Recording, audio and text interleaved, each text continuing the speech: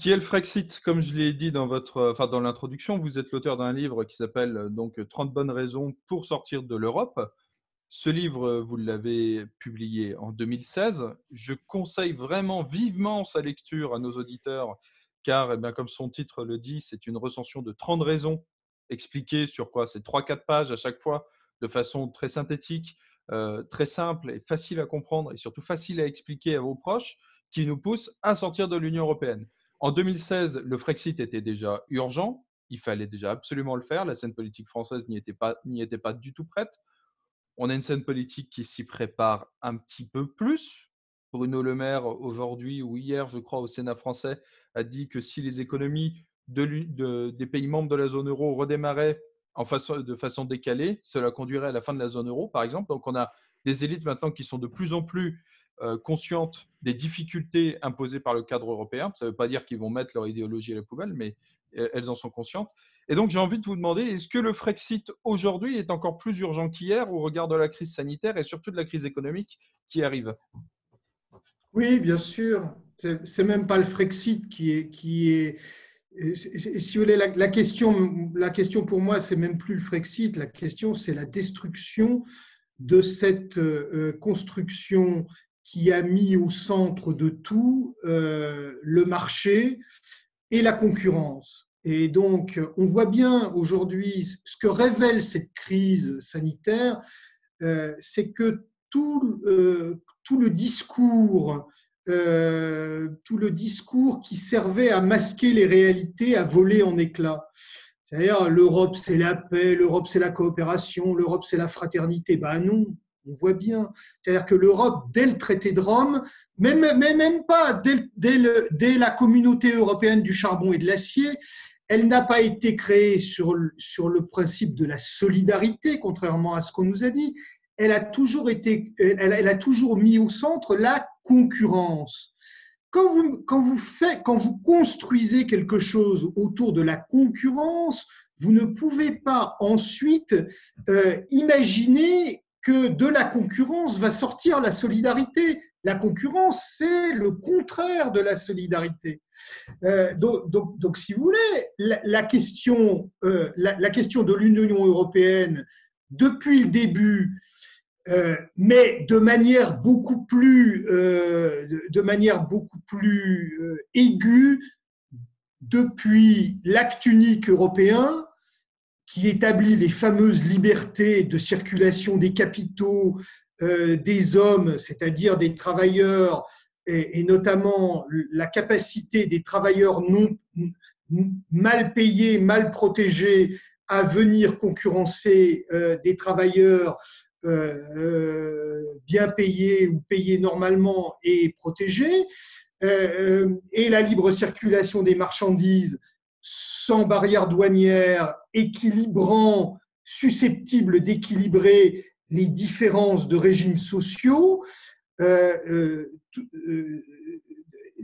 Toutes les tares de la construction, toutes les tares natives de la construction européenne ont été multipliées à partir de l'acte unique. Et cerise sur le gâteau, est arrivé ensuite l'euro, qui est un instrument à creuser les inégalités à l'intérieur de l'Europe. C'est-à-dire que ce que ne comprennent pas les gens, parce qu'on ne leur a jamais expliqué ce que c'était qu'une monnaie et quels étaient les effets d'une monnaie, c'est que l'euro, comme il a été créé à partir d'une moyenne de panier de monnaie, sans derrière aucune solidarité fiscale, budgétaire, mais ça ne viendra jamais, c'est pas possible, on ne demandera jamais, un gouvernement allemand ne prendra jamais le risque de demander aux Allemands de transférer 15% de ce qu'ils payent en impôts vers l'Europe du Sud. On est dans le noir, excusez-moi, j'ai une coupure d'électricité. Bon, vous pensez que ça va revenir? Ouais, voilà, bah voilà, c'est de retour. ça revient. Ça Et ça repart. repart. On voit mes lunettes. Donc cet euro est un instrument à faire de la divergence économique. Donc, pourquoi il fait de la divergence économique? Parce que vous avez un petit nombre de pays pour lesquels cet euro est sous-évalué. C'est les Pays-Bas, l'Autriche, l'Allemagne, la Finlande, etc., pour qui, s'ils avaient leur monnaie nationale vaudrait 15 ou 20%, 20% de plus. Ça veut dire que tout ce qu'ils vendent à l'étranger se vend 15, 20 ou 25% de moins que ils le vendraient s'ils avaient leur monnaie nationale. Et donc, ça veut dire que dans la concurrence générale, ils courent avec un petit réacteur dans le dos qui les fait avancer beaucoup plus vite. Et puis, vous avez les pays pauvres ou plus pauvres de la périphérie, le Portugal, l'Espagne, l'Italie, la Grèce, la France, pour qui cet euro, il est surévalué. Et si on avait notre monnaie nationale, si nous avions le franc, mais encore plus si les Grecs avaient la drachme, ils auraient une monnaie qui vaudrait pour nous 10, peut-être 10, 8, 10%, pour les Grecs 20 ou 25%. Ça veut dire que tout ce que nous produisons, nous, coûte 8 ou 10 ou 20% plus cher. Et ça veut dire que là où l'Allemagne fait la course avec un petit réacteur dans le dos, nous, on le fait avec un boulet au pied. Et donc, si vous voulez, dans une construction qui met au centre la concurrence, si vous faites courir la même course avec une partie des compétiteurs qui ont un réacteur dans le dos et d'autres qui ont un boulet au pied, eh ben, il ne faut pas vous étonner que les écarts se creusent entre ceux qui ont un réacteur dans le dos et ceux qui ont un boulet au pied. Alors voilà, c'est ça l'euro. Et donc, si vous voulez, ça ne peut pas durer. Bon, j'ai toujours dit que ça ne pouvait pas durer et que j'attendais l'accident industriel qui allait révéler les tares de cette construction européenne et les tares de l'euro, comme Tchernobyl a révélé les tares de l'Union soviétique et a montré aux soviétiques eux-mêmes que leurs responsables étaient devenus incapables de maîtriser le système. Eh bien, ce que nous avons sous les yeux aujourd'hui avec le coronavirus, ce sont des responsables dont on voit chaque jour désormais qu'ils sont incapables de maîtriser le système et de compenser par des sparadraps les tares du système qui sont en train d'exploser au grand jour. Donc la réalité, c'est même pas le Frexit. La réalité, c'est qu'il faut que chacun dans cette Union européenne aujourd'hui retrouve son indépendance, sa souveraineté, sa monnaie, comprenez, et qu'elle soit capable de remettre en œuvre des politiques industrielles. Vous voyez bien que quand vous avez l'euro, eh ben, vous ne pouvez plus produire de masques, vous ne pouvez plus produire d'oxygène médical, vous êtes obligé de faire des coupes dans votre système de santé parce que les Allemands vous le demandent, parce qu'il faut être raisonnable, parce qu'il faut leur donner confiance, parce qu'on n'a plus le droit de faire de l'inflation, qu'on n'a plus le droit de dévaluer, qu'on n'a plus le droit d'emprunter à la Banque de France. Et donc, tout ça, ça ne peut plus durer, ça ne peut pas durer, ça n'a jamais pu durer. C'est-à-dire que cette monnaie commune, cette monnaie unique, elle avait des tares dont il était, je l'ai dit, Jacques Sapir l'a dit, Emmanuel Todd l'a dit, mon copain Frédéric Farah l'a dit, ma copine Coralie Delhomme l'a dit, etc. On l'a tous répété que ça n'était pas tenable. Mais ce qui se passe aujourd'hui, c'est l'élément révélateur qui fait que ça va exploser en vol. Pourquoi ça va exploser en vol ? Parce que la logique, ça aurait été pour nos responsables de dire, écoutez, voilà, ce qu'on a mis en place à la génération précédente, c'était fautif depuis le début. On s'est fait des illusions en pensant que les économies allaient converger alors que l'euro les a fait diverger et que donc les écarts qu'il y avait au début n'ont pas été comblés comme on pensait qu'ils allaient se combler, mais au contraire, ils ne cessent de se creuser. La seule solution pour ça, ça serait que les pays riches du cœur envoient 15 à 20% de leur PIB vers les pays pauvres de la périphérie. Mais vous voyez bien que c'est politiquement impossible. Jamais une chancelière ou un chancelier allemand ou un premier ministre néerlandais n'acceptera ça.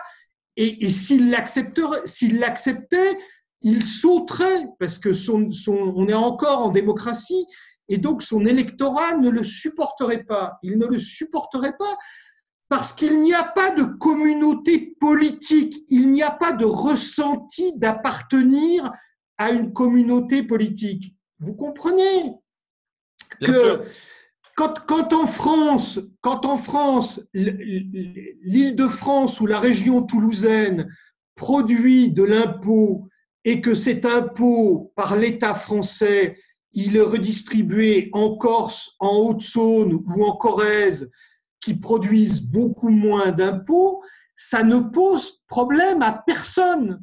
Ça ne pose problème à personne parce que on a la conscience de faire partie d'une même communauté. Mais demander aux Allemands ou aux Néerlandais de payer pour les Grecs, pour les Italiens ou pour les Espagnols, c'est inacceptable parce que ces gens-là n'ont ni la même vision du monde, ni le même passé, ni le même système politique, ni les mêmes catégories de représentation. Vous voyez bien, quand je vous parlais tout à l'heure de la manière dont les Grecs avaient réagi à la crise et que les Français n'avaient pas réagi de la même manière. Ben oui, tout ça, c'est de l'histoire de long terme. C'est-à-dire que ce que nos dirigeants à mémoire courte ne peuvent pas comprendre, c'est que l'histoire dure longtemps. Voilà. Et qu'un Grec, il réagit vis-à-vis de l'Europe et du monde parce qu'il a son passé et qu'un Balte ou un Polonais ou un Irlandais, il ne réagit pas de la même manière parce qu'il n'a pas la même vision du monde, le même passé, la même histoire. Et ça, c'est pas en un claquement de doigts ou avec une monnaie ou avec de la concurrence que vous pouvez le changer. Vous ne pouvez pas le changer. Donc, on a essayé de faire rentrer dans un même moule des peuples qui n'avaient ni la même vision du monde, ni la même vision de l'Europe, ni la même vision de leur avenir, ni les mêmes forces, ni les mêmes faiblesses en matière économique, culturelle, tout ce que vous voulez. Et aujourd'hui, ce qu'on a, on a que ce moule est en train d'exploser. Et comme nos dirigeants sont incapables de dire « nous nous sommes trompés » et la logique, la manière de faire serait de se mettre autour d'une table et de dire comment on défait ça. C'est-à-dire comment on défait la monnaie unique de manière ordonnée, comment on revient à des monnaies nationales en tâchant peut-être de maintenir un certain nombre de solidarités, un serpent monétaire dans lequel les variations pourraient être limitées par l'intervention d'un fonds monétaire européen qui pourrait faire un peu de transfert du centre vers la périphérie, etc. Ça, ils en sont incapables parce que s'ils disent ça aujourd'hui, ça veut dire depuis 40 ans, on vous a amené en bateau et on vous a engagé dans une impasse.